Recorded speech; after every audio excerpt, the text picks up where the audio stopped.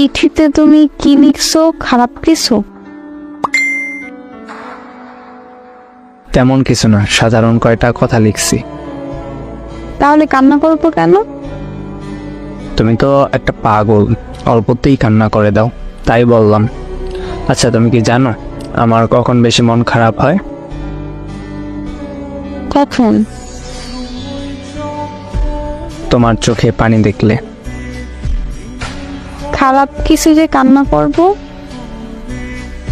ঠিক আছে, কান্না করব না।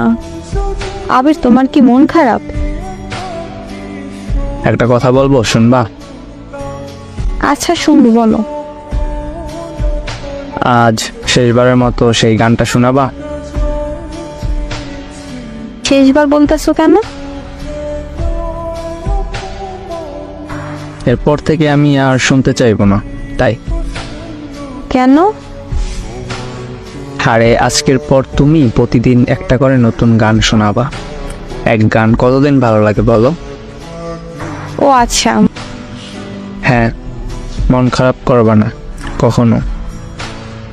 মন খারাপ করব কেন? না, এমনিতেই আর কি বললাম। তোমার কি হয়েছে আমাকে বলো প্লিজ। আরে পাগলি, তেমন কিছু না। আচ্ছা শোনো, রাত অনেক হয়েছে, এবার ঘুমাও, আমারও ঘুম আসছে। আচ্ছা ঠিক আছে, তুমি ঘুমাও। শোনো, বলো। অনেক ভালোবাসি তোমাকে। আমিও তোমাকে অনেক ভালোবাসি। পরের দিন সকালে ঘুম থেকে উঠে তুবা তার বান্ধবীকে নিয়ে ছেলেটির বাসায় যায়। গিয়ে দেখে ছেলেটির বাসার সামনে অনেক লোকের ভিড়। তারপর দেখে কি যেন একটা চৌকিতে চাদর গায়ে দিয়ে শুয়ে আছে।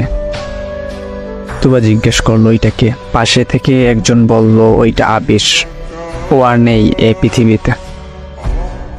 তুবা একটা চিৎকার দিয়ে জ্ঞান হারিয়ে ফেলে। কিছুক্ষণ পর জ্ঞান ফিরে তুবার, সরাসরি আবিরের রুমে চলে যায়। আবিরের কথা অনুযায়ী আবিরের রুমে একটা বক্স পায়, তার ভিতরে একটা চিঠি পায়।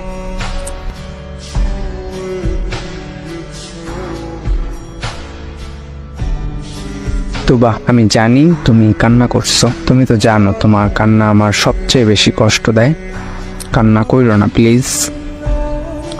তুবা, তোমার মনে আছে একবার তুমি একটা শাড়ি পছন্দ করছিলা হলুদ রঙের, কিন্তু তখন আমার কাছে টাকা ছিল মাত্র 1160 টাকা।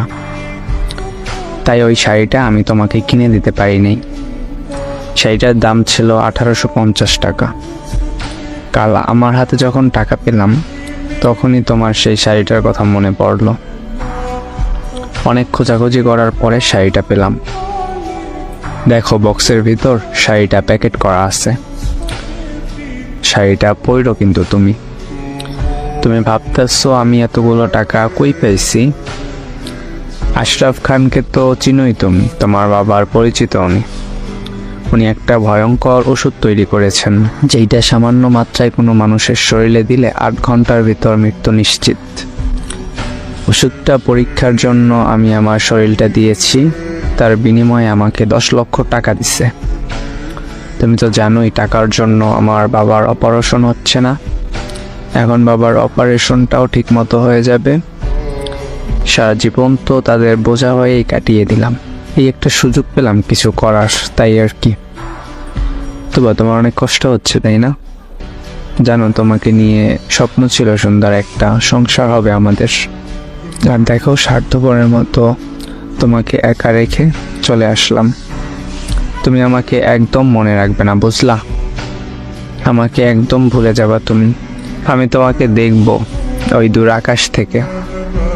ভালো থেকো আমার ভালোবাসা। তোমার আবির।